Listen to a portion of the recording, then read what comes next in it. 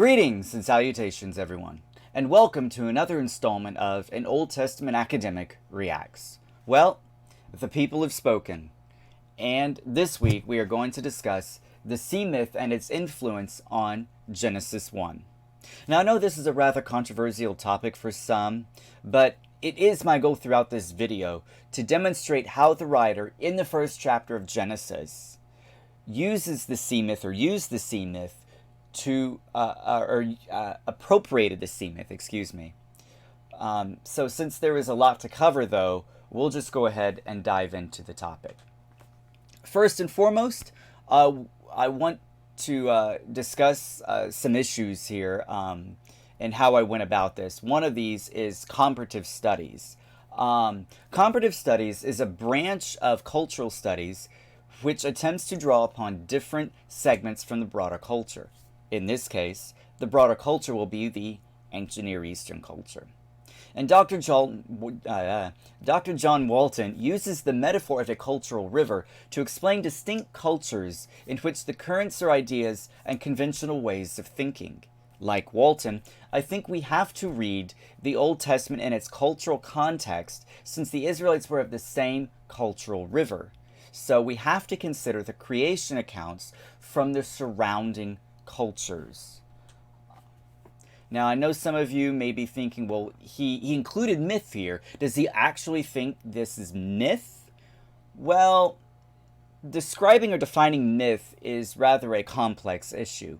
Paul Chocho here argues that myth is a story. Not every story is a myth, but every myth is a story.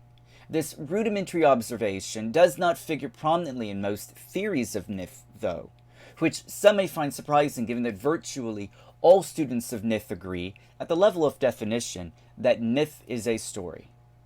Myth is also a metaphor, that something is either believed or not by all adherents to say something that is true about reality, and it claims a metaphorical relationship with that reality. Paul Ricoeur claims that metaphor not only describes reality in a novel way, but also, in so doing, helps to make real that which it describes. So now that we've defined myth and comparative studies, I would like to describe what the sea myth is. W.G. Lambert states that the sea myth tradition existed since the prehistoric era, in which various ancient Near Eastern cultures had their own account of the sea myth. Naturally, there would have been developments within each culture creating diversity along the way across cultural and linguistic spheres. Additionally, both Mesopotamian and Ugaritic sea myths influenced and illuminated the Hebrew Bible. There are also four principal parts to the sea myth. We have the combat and victory over the sea, creation, the construction of a temple or palace, and finally, kingship or rulership. So we will go ahead and start with the Enuma Elish, which many of you know, but if you don't know, the Enuma Elish is the Mesopotamian creation account. So the Enuma Elish opens up with two analogous stages. First, the account begins with pre-order, then to disruption and disorder, and finally to new order. The primeval beings being Apsu and Tiamat, who actually create the lesser gods. Sadly, though, these lesser younger gods, become a nuisance to the primeval gods and are incited by the vizier Mumu. Apsu comes up with a plan to get rid of those noisy gods. Surprisingly, though, Tiamat protests the annihilation of the noisy lesser gods, stating, "What? Shall we put an end to what we created? Their behavior may be most noisome, but we shall bear it in a good part." Unfortunately, her protest is in vain, as both Apsu and Mumu continue their pursuit. Then, Ea rises from among the lesser gods and defeats Apsu. He ties him up, kills him, and bounds Mumu, and he locks Mumu away securely. After the death of Apsu, Ea creates a house for himself and bears a son called Marduk, and then finally order is restored. The second part is longer but repeated on a much larger scale. So in this second part, Marduk, playing with the four winds Anu gave him, disturbs Tiamat and the older gods. The older gods, led by Kingu, drive Tiamat against the younger generation. Tiamat then begins to amass an army of sea monsters and installs Kingu as general over her army. So then Tiamat and her army, therefore, are agents of chaos and disorder. Tiamat, though, seems to have the upper hand, even taunting Marduk that the gods were conspiring against him. The battle between them rages on as the war turns from words to weapons, and ultimately Marduk defeats Tiamat by shooting arrows that disembowel her. After defeating Tiamat, Marduk focuses on creating the physical world, making one half of Tiamat's body heaven and the other half of her body the earth upon Apsu, thereby creating this three-tiered cosmos. His second act of creation is the creation of humanity. Now he creates humanity from the blood of Kingu. So, which seems, I don't know, cringy to me, but whatever. So the middle realm then becomes the dwelling of Marduk. And finally, Marduk's final act is the creation of his palace, soon after which order will again be restored. The next creation account that we've got is the Baal Cycle, which was found on 6 tablets that tell 3 different interrelated accounts, with each account depicting a portion of Baal.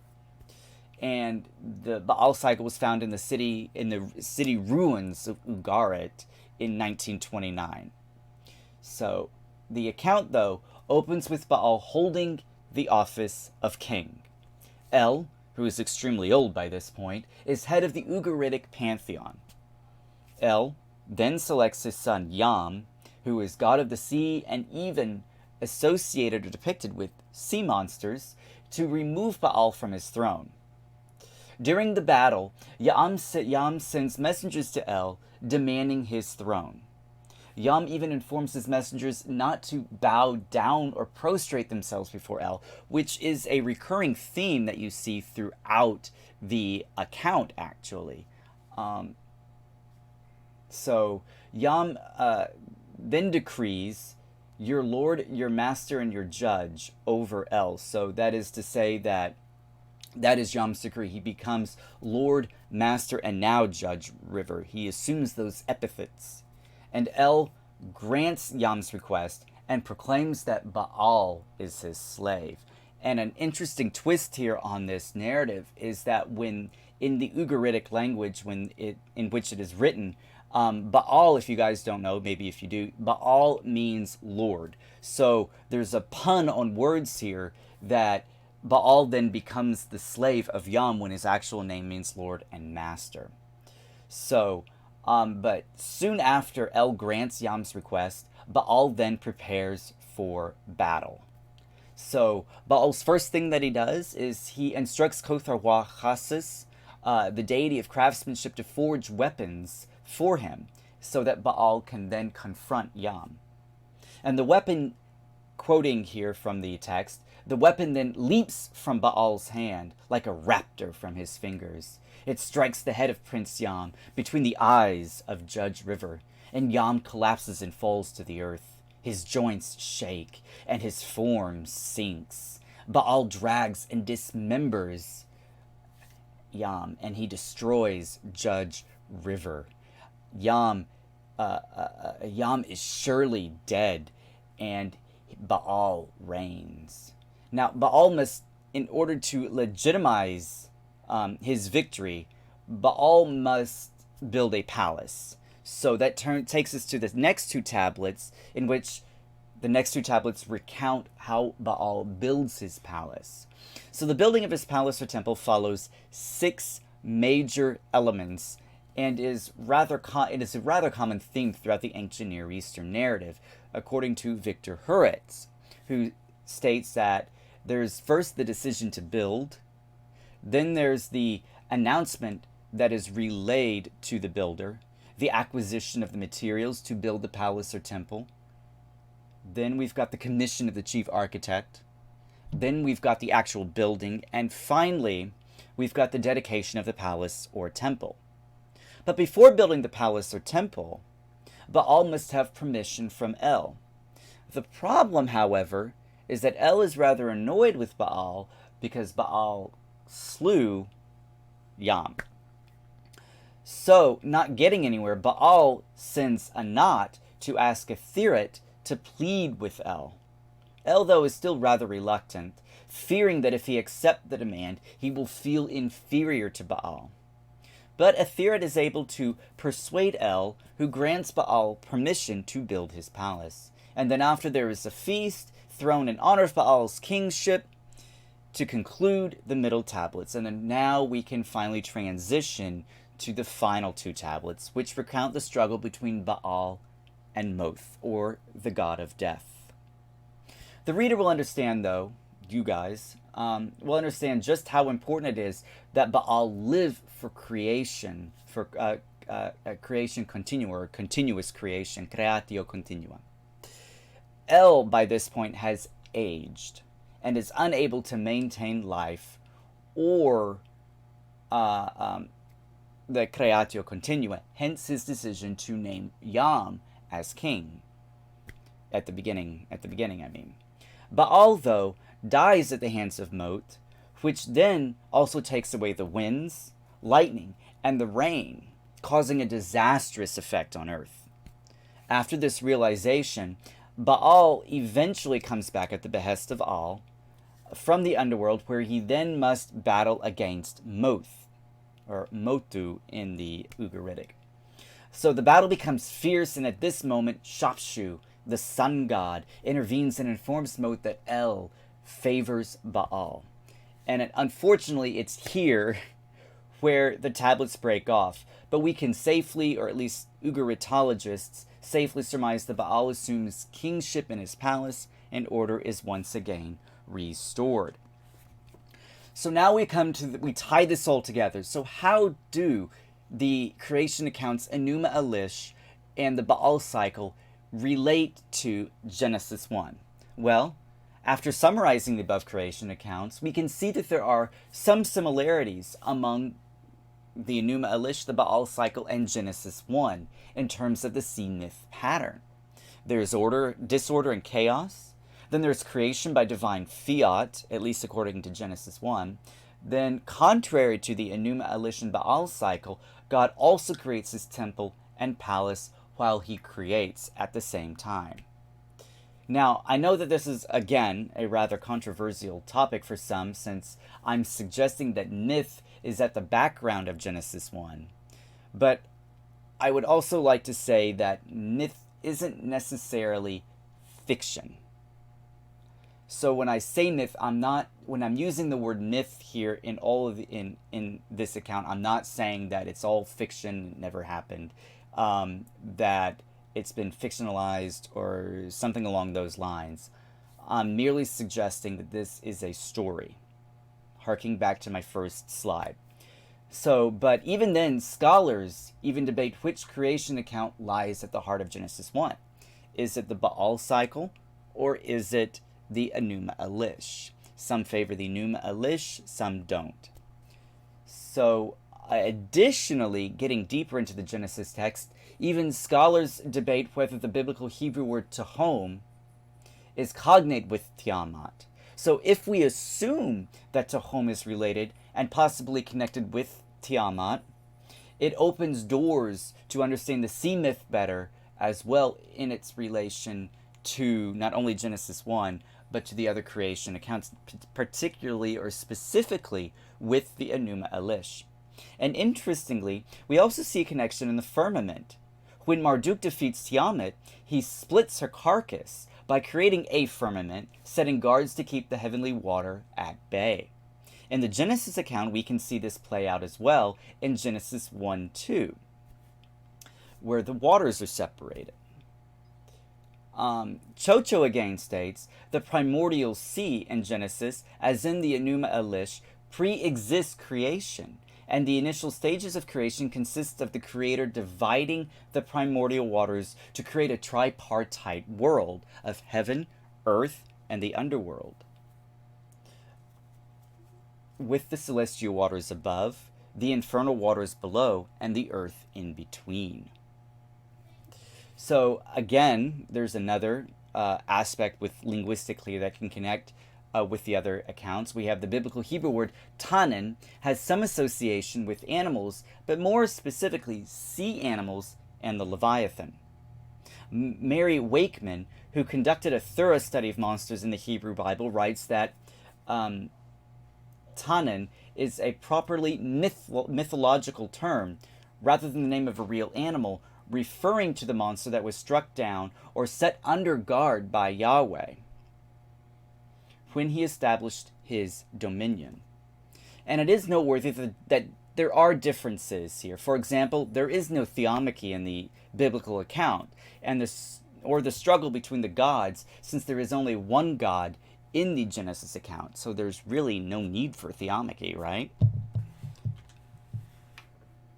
So with all of this in mind here, I think it's by using comparative studies, we understand the cultural river that runs through the ancient Near East.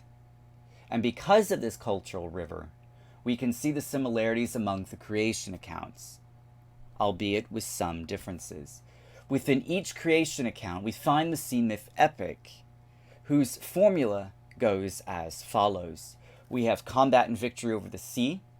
The Mesopotamian epic recounts the theomachy between the lesser gods, particularly with Marduk and Tiamat. Marduk wins the battle. And then in the Ugaritic epic, which recounts the struggle between Yam and Baal, and then Baal and Mot, Baal wins both encounters. And then the theomachy in the Genesis account is absent because there's only one God. Then comes creation. Marduk creates the universe and mingles the blood of Kingu and forms humanity. Creation seems already to exist in the Ugaritic epic, so when Baal descends, we discover that El cannot maintain creation or the creatio continua, which prompted El to bring back Baal to maintain creation. And then in the creation account in Genesis, God creates the universe and creates humanity from the dust of the ground. Then we got the construction of the temple or palace. Marduk creates a palace or temple for himself. Baal creates a palace or temple for himself with permission from El. And interestingly here, by creating the universe in the biblical account, God has also created his temple. That is, his creation and the universe is his temple. And then finally comes kingship or rulership. Marduk assumes his throne, Baal assumes his throne, and God rests on the seventh day, which is the metaphor for assuming rulership. So, I'd like to thank you guys all for watching. Please hit that like and subscribe button, and don't forget to leave in a comment below to tell me your thoughts on this, on the sea epic. Thank you guys for watching, and I'll see you next time.